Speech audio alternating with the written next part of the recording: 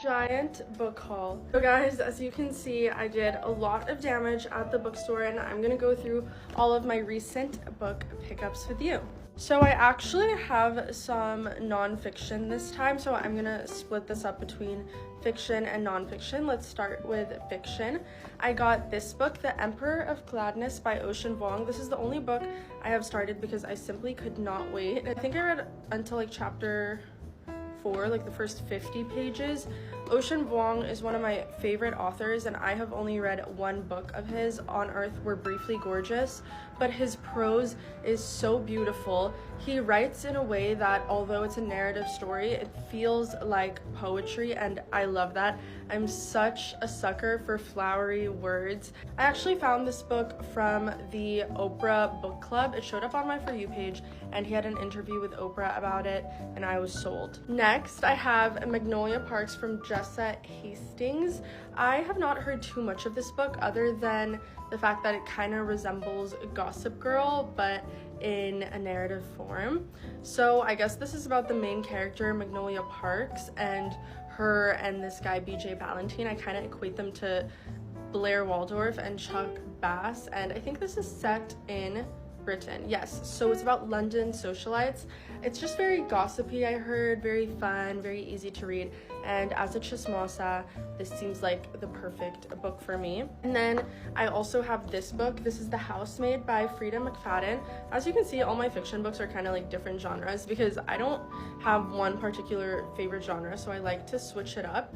So this is about a housemaid in a really wealthy family, and I guess she starts trying on the clothes of the woman of the house and the mystery unfolds from there. I feel like when you're in a reading slump, suspense will really do the trick to kick you out of it because you just need to know what happens next. So very excited for this one.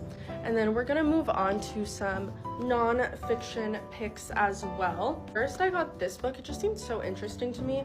Photo Icons, 50 Landmark Photographs and Their Stories. And this is just a book detailing like some of the most iconic photographs of our time and giving the background story of them, which I love.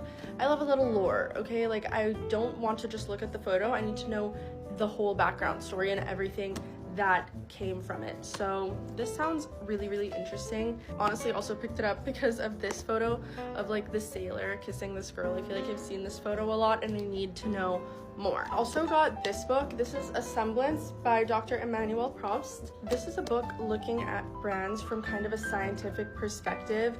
It's creating transformative brands by combining personal, social, and cultural components. So this seems really, really interesting to me. As you guys may know, I'm an advertising student, so anything brand creation, personal identity of a brand is right up my alley, and I'm really interested to learn more about it through this book. It also had great reviews on the back, and it says The Art and Science of Brand Transformation. I also got this book, The 12-Week MBA. This is by Bjorn? I don't know how to pronounce Swedish names.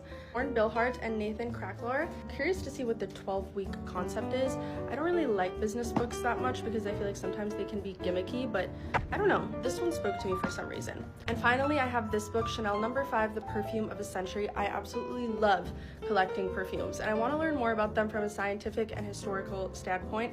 Chanel No. 5 obviously is one of the most iconic ones, so I thought this would be a great place to start. This is by Chiara Pasqualetti Johnson. That was my book haul, you guys. I hope you enjoyed.